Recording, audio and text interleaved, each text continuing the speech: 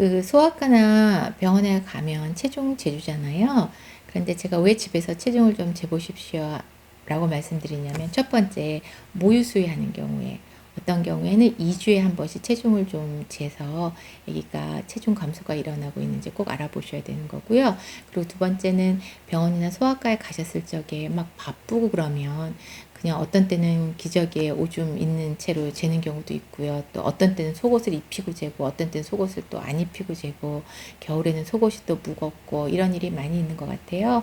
그래서 정확히 체중을 재서 땡땡이를 하셔야 진단이 정확하기 때문에, 그렇다면 집에서 아기의 체중을 재시는 게 좋지 않을까 해서 권해드립니다.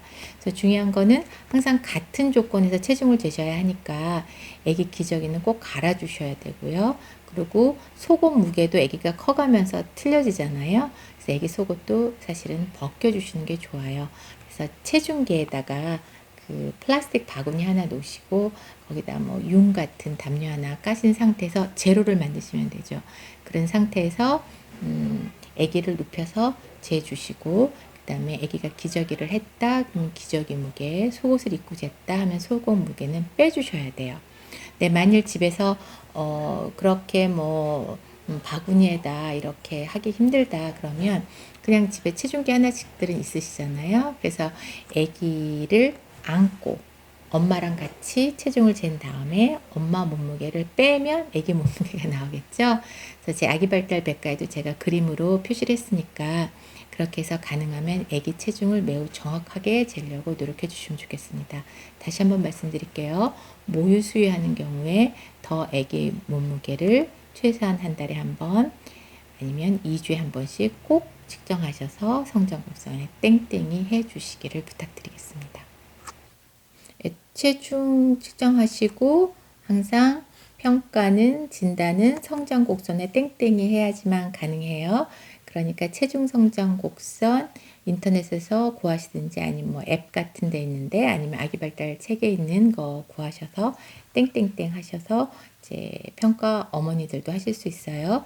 제 아기 발달 책에 있는 그래프 보고 좀 더 자세히 설명해 드릴게요. 여기 그래프를 보시면 이 곤색 파란색 줄이 아기 생후 6개월까지는 거의 그 정상 곡선을 따라서 이제 성장했고, 한 6개월 반까지도 됐어요. 근데 그 다음에 이 파란색 곡선이 갑자기 밑으로 이렇게 떨어지죠. 그래서 세 번째하고 10번째 사이로 떨어지는 거예요. 그러면 이렇게 되는 경우에는 이 아이에게 전체적인 영양 공급이 문제가 생겼겠구나 해서 병원에 가셔서 철분 결핍성 빈혈 검사를 꼭 하셔야 돼요. 그래서 다른 영양분은 상관없지만 철분이 부족할 적에는 뇌 발달에 손상이라고까지는 할 수 없지만 아기가 산만해지기도 하고, 그렇기 때문에 꼭 철분 제제를 먹이셔야 되고요.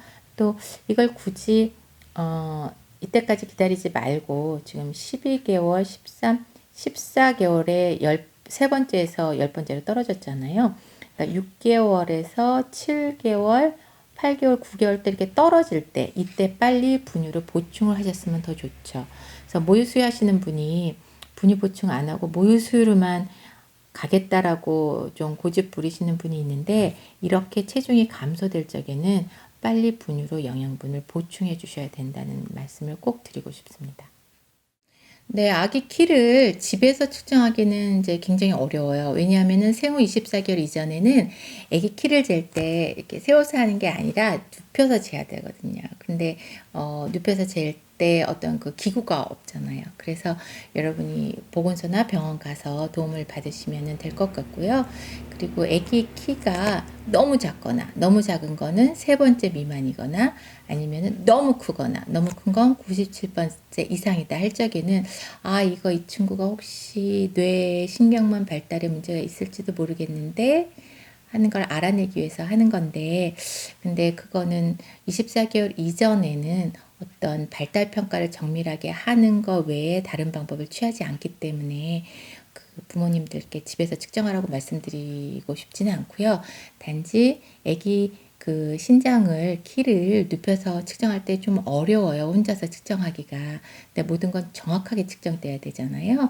그래서 병원에서 아기 신장 키를 측정할 때 옆에서 어떻게 도와주시면 좋을지에 대해서 제가 설명을 해드릴게요. 시범을 좀 보여드릴게요.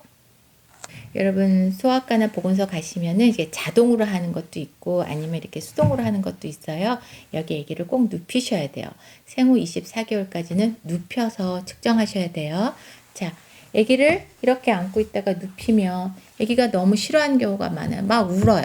막 울기 때문에 딸랑이 같은 거 하나 준비하셨다가 애기 보세요, 애기 보세요 하시면 좋고요. 그다음에 머리가 고정돼야 하기 때문에 누가 애기 머리를 좀 잡아주는 게 좋겠죠. 잡아주면서 딸랑이로 괜찮아 괜찮아 하면은 애기가 무릎이 굽혀져 있잖아요. 그래서 이거를 하나만 당기시면 안 돼요. 한쪽 다리만. 양쪽 다리를 똑같이 눌러서 무릎을 지그시 눌러주세요. 빨리 하면 되니까 아플 거 너무 걱정하지 마시고요. 지그시 눌러서 이렇게 해서 지금 인형이기 때문에 앞꿈치밖에 안 돼요. 근데 애기들인 경우에는 조금 더 눌리면 뒤꿈치를 할 수 있어요. 근데 애기가 아플 것 같으면 이렇게 보시면 돼요. 이 뒤꿈치에서 이게 몇 cm가 되는지. 그래서 이 친구 보면 지금 35.5cm 정도 되거든요. 이렇게 측정할 수 있어야 되니까 혼자서 하면 힘들겠죠. 그래서 보건소에서 누가 애기 신장을 키를 측정하려고 할 때 꼭 머리도 좀 잡아주시고 딸랑이도 흔들어 주시고 하셔야지만 정확하게 측정하실 수가 있습니다.